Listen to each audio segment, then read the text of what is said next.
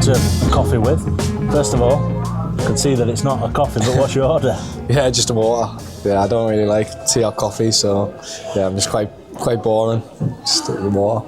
Talking to a lot of lads, it's kind of the thing they have in the morning to pick them up or whatever like that. You obviously don't need that. Nah, a lot of the lads are on the coffees like big time. I just see it as an expensive habit, so yeah, I just stick to the water. Absolutely. We've got you after training of an afternoon. What would a typical afternoon look like for you? Well, today obviously we're being Tuesday, we'll be off tomorrow. So I'll probably just chill really, to be fair. I don't really do a lot. Go back home, have a little nap. Yeah, and then just get up, make some food, then just probably either watch whatever footy's on or play on my PlayStation or Netflix, yeah. And then obviously day off tomorrow. Probably, to my day off tomorrow is going to be the dentist, which is not really what you want on your day off. And yeah, just obviously I've recently moved into a new house, so I want to try and get stuff sorted in my house. And yeah, just chill throughout the day, really. What's that been like, that process of buying your own house, moving into your own house? Stressful. Yeah, it's a lot of hard work, especially with it like being a new build. It's been quite hard with deliveries and stuff like that. Obviously, nothing shows up on maps or anything, so it's been quite hard. But yeah, it's expensive as well. Constantly buying stuff, and you don't really realise how much stuff that you need until you actually get in there. So it's been stressful, but I've enjoyed it. It's been good. Yeah, it's like you look at, you pick it out, you think that's been great, fantastic to move in there, but there's an awful lot from that point to actually get in those keys, and even after. Even like obviously flooring, carpets, like stuff like that, and then there's like blinds, and like you don't realise how expensive all these exciting stuff. Yeah, you don't realise how expensive all these stuff is until it actually comes to paying for it. So yeah, it's been hard work, but it's an investment as well. At the end of the day, it's something where you feel like you're putting money into it, and it's probably going to help you in the long run. So it's been good. It feel good to kind of have roots proper bedded down. Yeah, definitely. Obviously, I was just renting for the past 2 years here, and obviously I wasn't sure what was going to happen at the end of last season, whether I was going to still be here or not. So the fact that I obviously signed that long deal, I wanted to have that security, and then to be able to actually buy a house. That was the first thing that I wanted to do after I signed obviously my deal. I just wanted to get a house sorted and obviously be settled somewhere, and yeah, and it's in Donny, so yeah. How have you liked it living down here? I haven't minded it. I think it's been alright, because I like my own space anyway, so obviously living by myself here, the first time I've lived by myself, it's just nice to have my own space, and then it's quite chilled, and there's not loads going on, but I don't mind it because I don't really do too much anyway, so for me it's been good. Yeah, speaking to Owen Bailey on this, and they said just being able to just have a little chilled walk around is a big thing. That's what it is, yeah. Like obviously where he lives, obviously with the lakeside and stuff, it's nice to be able to walk. I haven't really done that too much yet, but I know there's quite a few places that you can walk near mine, so I will eventually do that. So it's like I said, it's just nice to be able to just chill and just have your own space at times. So yeah. What's your favourite thing about Donny? Favourite thing about Donny? Apart from the sal, I don't know. Urban Burger probably. Urban Burger. I love it. Very, very good. I do love an Urban Burger. Yeah. Yeah, and that's the first time I've ever had one since moving here. I didn't even know it was a thing, so that's probably a player like. It is very good. What about the sal? You know, you've moved a bit away from it now. You're only down the road. I haven't been in a long time, to be fair. It's been quite a while, but hopefully if we can get this run going, then be back there towards the end of the season, so we're looking forward to it. Yeah, you mentioned your PlayStation and that earlier, but gaming a big interest of yours? Yeah, I'm big interest in gaming. I've been always, especially when you have a lot of free time. I just like to be able to just. It's something that helps you zone away from football and to not really think about obviously stuff on the pitch, and it's just nice to get away, and it's just fun. I'm not really much of like a multiplayer type personally, I like to just play stuff by myself and like story mode games and stuff like that. Horror game. I'm on a horror game at the moment and I'm struggling with it. It's scary. Yeah, it's a bit scary. I'm when you're in that house by yourself. Yeah, it doesn't make it much better. Like, yeah. But you've been getting I've seen how much you're into it. You mentioned delivers and having stuff delivered to the stadium, but a really good setup that you're putting together for it. Yeah, obviously I had to get my desk and stuff delivered to the stadium, so it's all obviously sorted now.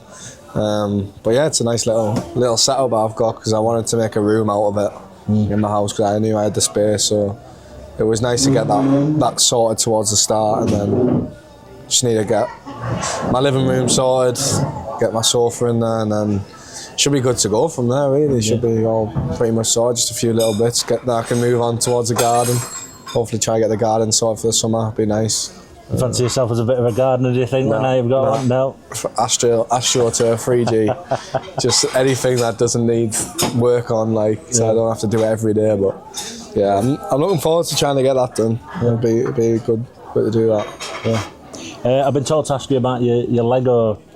And who's told you that, David? Yeah, well, you can imagine. I'm sure, yes. Yeah, it started when I first moved here, and when I was in my apartment. Because obviously you do get a lot of free time when you're with football. I just wanted something to get, like a new hobby to get into, and I don't know. I think I was just in Meadow Hall one day, and obviously the Lego shop there, and I just decided to just buy something, and then it just set off from there. And every time I'd build something and finished it, I just wanted to get straight on to the next one, and I ended up getting loads. So I've got loads now, and then obviously when I pretty much ran out of space in my apartment, so I said, I'm not going to build anymore until I move out. And then obviously now I've moved out, I've got a room just for it in my house. And I haven't actually got back to it yet. I've got a couple of things that I need to get back to building, but I do want to get back into it soon. And yeah, I don't know, it's just a weird hobby to have, but it looks good. Like something to collect and so. Plenty of work goes into it. What's the biggest set that you've got? Got a few big ones. See, I'm a big Marvel fan, so I've got the Daily Bugle, which is quite a big one, and then also I've got Black Panther, which is quite big. It's mainly a mix of Marvel, Star Wars. Got a few Star Wars ones in there, and then I've got just like Rogue ones. So I've got F1. Adidas, just a few Rogue ones in there. So There's a lot of time and work going into them, and big ones. Another kind of sort of thing we were talking about with Owen Bailey was having that of time that you've got. You know, you train and you work hard, but you've got an awful lot of time with yourself. It's important to fill that with something and something productive, something that keeps your mind active. Yeah, definitely. Obviously, with football, it's quite full on, and you obviously think about it a lot. Even when you're away from it, there's always football on the TV, and there's always. So sometimes you just need to shut off from that and just try and have a hobby that's just nothing to do with football. And I think that helps a lot because you can get sucked into just being fully focused on football, and it's sometimes not good for you. And I think a lot of the lads obviously have different hobbies, but. Obviously mine's obviously gaming and Lego, and then trying to pick up a few others. But like we said, it's nice, especially even in the summer when you're not playing footy, and it's nice to try different things. What do you fancy getting into? Well, probably in the summer, obviously paddle's quite a big thing at the moment. I know a few of the lads, obviously Jonesy, who's obviously not here now. I know he was playing quite a lot. Me and him played a bit in the summer, me, Big O and Jonesy, so it'd be nice to get back into that. My mate's from back home, I bang on it at the moment as well, so it'd be nice to get into that. And just even like silly as it is, but just like to read and I've never really been much of a reader, but I want to try and get into that and do that a bit more, because I feel like it'd be something that I'd enjoy if I eventually got into it. So. On about kind of focusing in and things on football. I know you're big on these stats. And yours personally. Well, has that always been something that you've looked at? I wouldn't say it's always been something. I think as an attacker, it's like it is a big part of your game, and you obviously get judged on it a lot more. But I think it's mainly been since the gaffers came in. I think, and I did have it a bit of Hartlepool where I was obviously about focused on scoring, but it's probably mainly since the gaffer came in and he's drilled it into me a lot for goals and assists, and he's always on to me about it and where I am compared to other players in the league and stuff like that. So I'll be honest, it's a lot. It's the most thing I think about all the time is goals and assists. Every game I want to try and create and set people up or score for myself, and it's been a big part of my game this year. And hopefully with the last 12, 13 games left, then I can carry on and keep getting more. Is it important not to get too focused on it though as well? It can be, but obviously the main thing is obviously the 3 points at the end of the day.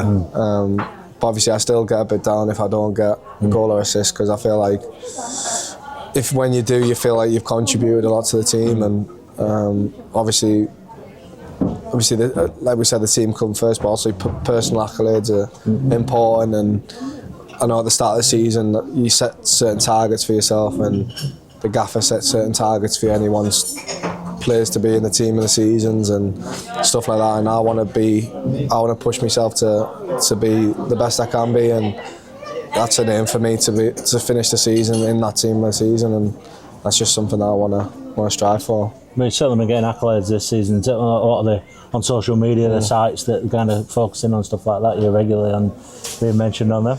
Yeah, obviously it's nice to get those things. I think obviously it comes with hard work as well. I think we've done a lot on the training pitch, and the gaffers helped me massively. And it's just obviously there's a lot of players in the team who obviously don't get that side of things because they do a lot of work that's hidden away. And obviously, like you say, with Bale's obviously getting his 100th appearance of the weekend, obviously he probably doesn't get the credit he deserves a lot of the time, and you probably just see it as the attackers get the goals and assists, so they get more of the rewards. But like I said, there's players on the pitch who don't get spoke about enough, and they've been obviously huge for us this season. I know we've talked in the past, and there's been discussion about social media and the kind of the good sides and the bad side of it. You've had your fair share of knocks on there, more than your fair share, it must be said. What keeps you on it? What you know? Because a lot of people have gone, "Oh, just get rid of it." Yeah. But you shouldn't have to. Yeah. So why don't you? Why do you just like you said, it's one of them things you shouldn't have to get rid of. But I think with especially football, it's not even just football. It's in sport in general, it's social media is like a big part of everything these days, and it's kind of like your brand. It's like it's something that can help you a lot in other ways than just football. It's like with outside of football, within connections and even just promoting yourself and stuff like that. Like I said, it's your brand, but everything's social media driven these days, and obviously you can just stay off it, which obviously you can do, and you do take a little break from time to time, which I have. But even just like with Twitter, everything's just on there, even nothing to do with football. It might just be news for elsewhere. It's probably the best place to find out what's going on in the world, and so I like to obviously look. It's mainly just when you get tagged in stuff, and that's when it's not necessary to be. You try and avoid that, but it's hard to avoid if you're getting tagged in it and stuff like that. But obviously the people who do give you hate, they don't know you personally, and it's like, obviously it affects obviously a lot of people. It's not just myself on the team, it affects other people, and obviously it's not nice to see, because like I said, we're a good group of lads, and everyone's well knitted together, and no one would say a bad word about anyone, and it's obviously not nice to hear when people do get that abuse. So it's important to remember whose views really matter to you in that moment in time. Yeah, definitely. We try and keep it homegrown, so we've had meetings in the past where we just say we try and the opinions that matter is ourselves and our the manager, the staff, and people who are close to us, our family, friends. That we always say that's the opinion that matters the most, and whatever else is said out of that, you just try and not listen to it. But obviously it can be hard at sometimes, because you do want to be liked. Like it's just a natural thing. You want to be liked by people. So. It can be difficult at times, And it is, like, as you kind of touched on social media, there's so many good things to it. Yeah. You know, it's a brilliant, as you say, whether it's finding out information there and then, right then, or anything, and keeping track of certain things, or being celebrated as well, as you've been an awful lot. Yeah, definitely. There's a lot of benefits to social media, and obviously a lot of people use it these days to make money off it, and like it's people's jobs as well at the end of the day. Like you can make good money through social media, and but yeah, like you said, even just celebrating and being able to show off them accolades or stuff like that, it can be a big part of your career. So yeah, you've had a lot of support from a lot of people, haven't you? Yeah. And I think again, something else touched on with Owen Bailey it's that your little northeast family that you've got here with Jamie Sterry as well. That's been big for all three of you, really, hasn't it? Yeah, definitely. Obviously, we knew of each other before. Well, obviously, Stez and Bales obviously played together when they were in Newcastle. I'd just played against Bales and Stez when they were at Newcastle anyway, but we didn't really know each other. But then obviously I had that connection with Stez at Hartlepool, which was big. And then obviously when we've all moved here together and we've obviously got that good bond. Me and Bales obviously lived near each other previously in the same block, so we obviously were always close. And me and obviously Stez have always had a good connection ever since Hartlepool. So it's obviously nice to have people from where you're from and obviously be able to talk to people like that off the pitch is obviously good, because people don't realise, like, you might, just because you play football with people, it doesn't mean you're going to be friends with them on the outside, but absolutely. We generally do have a lot of people in our team who you would consider friends on the outside, like you would go and see when you're not playing football or do stuff with, whereas I think like a lot of teams that I've been a part of, you just see them as work friends, and the only time you would see them is when you're kicking the ball around. The other 90% of the time you would never think to spend time with them, but yeah, it's definitely been different here. We are a good group, and we do try and spend a lot of time with each other, even if that is away from the building as well. Does that add to that determination to succeed, to do it together with people that you're so close to, you're really connected with? Yeah, definitely. It was the same last year. We had a really good group last year. Obviously, I still keep in touch with a few of the lads. Like, I still see obviously Harrison quite a lot. Me and him are really close, and we like to go out for food and that sometimes, and we always spend time together. So it's the same this year. Obviously, when you're so close with people, like you said, you want to do more for each other. You want to run through brick walls for each other, and that's what you need in a team. You need that good chemistry, and we've definitely got that in that group. Big O not got you into golf? Nah, not yet. I know it'd be an hard one to get into golf because he's that good at it. I think his mates are all good. I know Joe's got a bit as well. So he's not got me into golf yet, but I wouldn't be surprised if he will towards the end of the season. Have you played much? Do you like a bit of... I did go through a little phase like couple of years ago, but I need to get back into it. I do want to get back into it. It's hard though, isn't it? Because it's either the best thing or the worst thing. It is hard. And it's a lot of time. It is time consuming as well. It takes up most of your day, and it's like, but it is something that I would like to get into. But I think it's one of them things where you've got to stick with it. Because otherwise you're going to get no better. Yeah, absolutely. You're going through a fantastic spell at the minute, personally. When you look at where you are now from when you first joined, your first year or so, where do you think you've developed? Not only on the pitch, but sort of mentally, physically, and all that side of it as well. Yeah, I think I've definitely developed well. I think obviously my first season here was a tough one. The club was obviously going through a lot of change, and obviously just being relegated. Obviously, I had two managers in my first year here, and we had players who, I don't know, it was just a tough group to have. Like, it wasn't really, you could sense it. It wasn't a promotion team. It wasn't a team that wanted to get up there, get out of this league, and it was.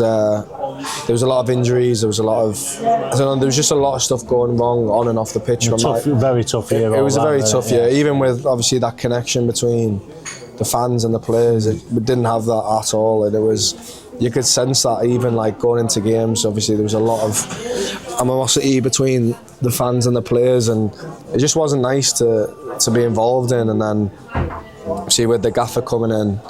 At the start of the that's next season, and it just gave everything a bit of a lift, and it just felt like so much better. Just everything just lifted. I think obviously that chemistry between the fans and the players and the staff, that just came back instantly, and you could see it obviously after when we went on that run, and But yeah, obviously as a player, it was tough to be involved in that first season because obviously when you sign for a new club, you want to be sure what you can do, and I think I played pretty much every position under the sun that year, and I was available for most of the season, and it was playing with different. I don't think I barely ever played with the same 11 each game. It was crazy, and so obviously when the gaffer came in, he reverted me back to my position, and basically the first thing he said to me was when he wanted me to be how I was that first year at Hartlepool, and and he's helped me massively. I think obviously I've gained a lot of experience, played a lot of games, and I think just like my mindset going into games is a lot better than it was, and like we said, I think a lot about stats, and I'm always thinking about getting in the positions to score or getting the ball to try and assist someone, and I think the gaffer, like I said, the gaffer's drilled that into me, and I think as a player it's helped me a lot, and I think you can see that, especially the last year and a half. I think it's just shown on the pitch. Does it just free you up? I'm not saying that you kind of you don't worry about what's going off behind you and things like that, but being given that licence by the gaffer, does that lift a weight off your shoulder? As much as there's pressure on you to go and deliver, but being back to go and do what you're really good at. Yeah, definitely. I think he gives me a lot. He does give me a lot of freedom, I think, on the pitch, and obviously he knows how I play, and he understands that. I think with me and Stez, we have that trust with each other, that I know that he is rarely going to get taken past by anyone in the league defensively, because he is that good one-on-one that I could trust him to just leave him to do that. And he'll even tell me himself, he'll just be like, stay away, like stay up, because the gaffer and obviously Stez as well, they know how good we are in the counter-attack, and I try and stay forward as much as I can, and obviously the gaffer gives me that freedom to be able to stay on the last line and to stay on the shoulder before when we do win the ball back, then I'm in. So obviously it's nice to have that freedom, because obviously in other teams with obviously other managers and stuff, they'll be expecting you as a winger to be all the way back defensively. Yeah, at times that has to happen, and especially in certain periods of the game, but I feel the gaffer trusts me to be able to provide at the top end of the pitch is where I do best. So yeah. How desperate are you for Stez to get that goal? I know. He's come so close. I know, a few times now. Yeah. Obviously, he had the one where Streety's took it off him when it hit his back, and then obviously that one on the weekend. Yeah. And it's smashed off the bar, and obviously he's been unlucky. He's obviously, you can tell it's coming.